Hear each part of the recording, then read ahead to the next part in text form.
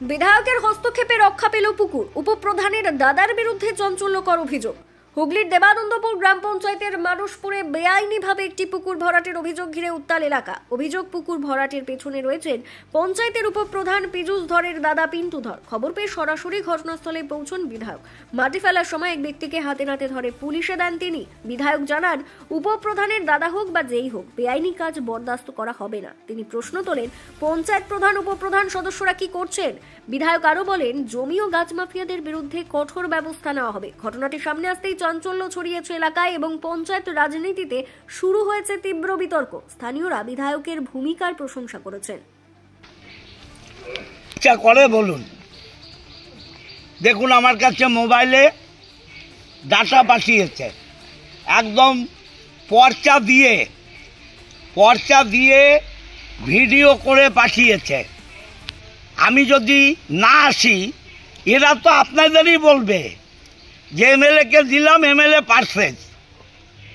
আমি কি সত্যি, আমি তো 2019 সাল থেকে আপনাদের নিয়ে লড়ছি। ডোবা ভরাট, বাগান কাটার বিরুদ্ধে আমি সব কিছুই তো করছি। কিছু মাফিয়া চক্র, এরা বাগানও কাটছে, পুকুরও ভরাট করছে।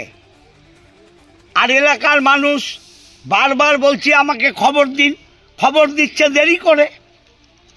এ তো কেউ না কেউ আমাকে খবর দিয়েছে, তবে আমি পেলাম। আমাদের সরকার এবং বাংলার মুখ্যমন্ত্রী মমতা বন্দ্যোপাধ্যায় জলা জমি ভরাট করার বিরুদ্ধে, বাগানে গাছ কাটার বিরুদ্ধে। আইন মেনে কেউ কাজ করলে এটা বিএলআরও পারমিশন দিয়ে, আইন আছে তো, যে আপনি কোনো ডোবা বন্ধ করতে পারেন, আপনাকে বিকল্প একটা ডোবা তৈরি করে দিতে হবে। যে পরিমাপের ডোবা আপনি ভরাট করছেন, সেই পরিমাণে একটা ডোবা করে দিতে হবে। করুন, আমার আপত্তি নেই। গাছ কাটারও পারমিশন আছে। যারা গাছ কাটবে ততগুলো গাছ আবার তাকে পুঁততে দিতে হবে।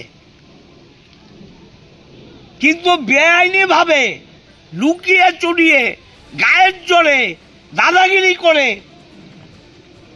এগুলো করা যাবে না।